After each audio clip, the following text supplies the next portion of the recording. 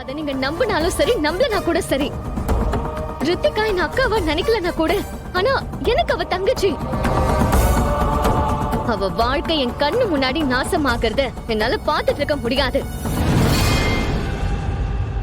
தயவு செஞ்சு இந்த கல்யாணத்தை நிறுத்துங்க, நாம கிளம்புவோம். பாத்தியா இந்திரா, இந்த மைசூர் மகாராணி குடும்பத்துல நம்ம பொண்ணெடுக்க நினைச்சதுக்கு நமக்கு கிடைச்ச அவமானத்தை பாத்தியா? இதுக்குதான் தகுதியும் தராதரமும் பார்த்து நாம சம்பந்தம் பேசணும். இப்ப என்ன நடக்குதுன்னு பாரு.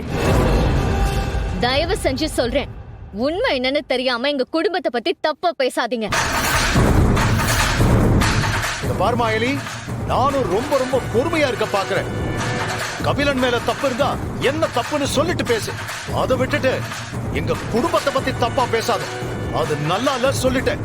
என்ன தப்பு பண்ணானா, என்னென்ன தப்பு பண்ணான்னு கேளுங்க, அப்பதான் அவனை பத்தி உங்களுக்கு தெரியும்.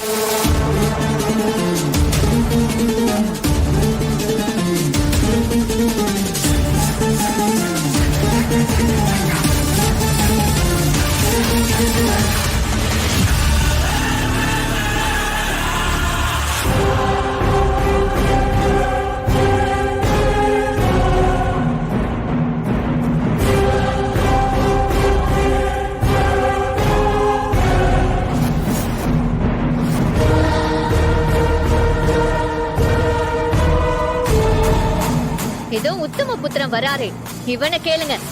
இந்த அயலியே இப்படி பைத்திய மாதிரி கத்துறான்னு இந்த அயோக்கியனை கேளுங்க. அயலி, என்ன நீ விட்டா ரொம்ப ஓவரா பேசிக்கிட்டே இருக்க? நானும் பாத்துக்கிட்டே இருக்கேன். வாய் இருந்தா என்ன வேணா பேசலாமா? இத பாரு, என் தம்பி என்ன தப்பு பண்ணான்னு நீ இப்படி கத்திக்கிட்டு இருக்க? இவன் என்ன தப்பு பண்ணான்னு சொல்லட்டுமா? சொல்லு. காலேஜ் படிக்கும் போது இவன் எவ்வளவு பெரிய உமனேசன் தெரியுமா?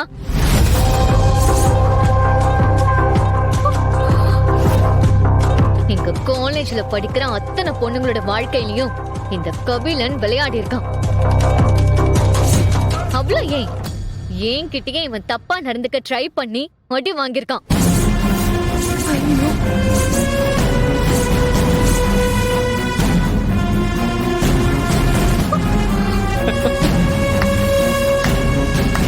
வாவ் வாவ், சூப்பரா நடிக்கிறா இல்லை? சூப்பரா நடிக்கிற. என்ன சொன்ன?